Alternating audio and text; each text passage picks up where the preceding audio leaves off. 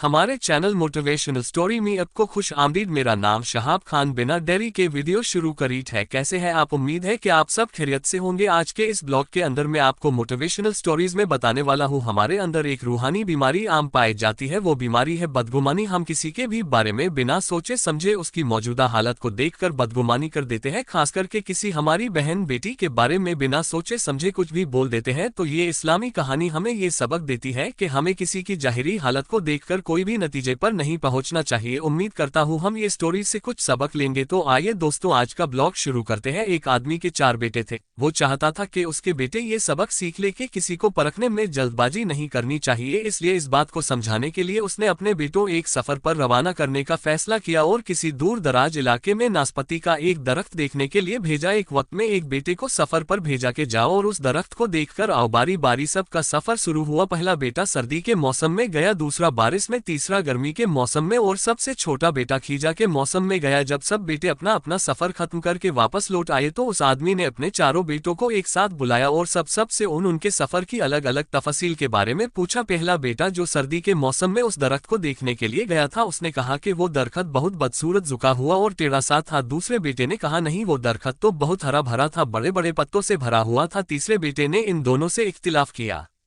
वो दरख्त तो फूलों से भरा हुआ था और उसकी महक दूर तक आ रही थी और ये कि उससे हसीन मंजर इससे पहले उसने कभी नहीं देखा था। अब सबसे छोटे बेटे ने अपने सब बड़े भाइयों से इख्तिलाफ करते हुए कहा कि वो नाशपाती का दरख्त तो फल से लदा हुआ था और उस फल के बोझ से दरख्त जमीन से लगा जिंदगी से भरपूर नजर आ रहा था। ये सब सुनने के बाद उस आदमी ने मुस्कुरा कर अपने चारों बेटों की तरफ देखा और कहा, तुम चारों में से कोई भी गलत नहीं कह रहा है, सब अपनी अपनी जगह सही है। बेटे बाप का जवाब सुनकर बहुत हैरान हुए। ऐसा किस तरह पॉसिबल है? बाप ने अपनी बात जारी रखते हुए कहा कि इस कहानी से मिलने वाली सीख, तुम किसी भी दरख्त या फिर किसी शख्स को एक मौसम या एक हालत में देखकर कोई फैसला नहीं कर सकते। किसी भी इंसान को जानने के लिए थोड़ा वक्त लेना जरूरी होता है। इंसान कभी किसी हालत में होता है तो कभी किसी और हालत में। अगर दरख्त को तुमने सर्दी के मौसम में बेरौनक देखा तो इसका मतलब ये नहीं कि इस पर कभी फल नहीं आएगा। इसी तरह किसी शख्स को तुम लोग गुस्से की हालत में या किसी गुनाह के कामों में देख रहे हो तो इसका मतलब ये हरगिज नहीं कि वह बुरा ही होगा। कभी भी जल्दबाजी में कोई फैसला न करो जब तक अच्छी तरह किसी को जांच न लो। किसी को समझा या परखा जा सकता है जब ये तमाम मौसम गुजर जाएंगे। अगर तुम सर्दी के मौसम में ये अंदाजा लगाकर नतीजे पर पहुंच जाओगे तो गर्मी की हरियाली, बहार की खूबसूरती और भरपूर जिंदगी से खुशहाल होने से रह जाओगे।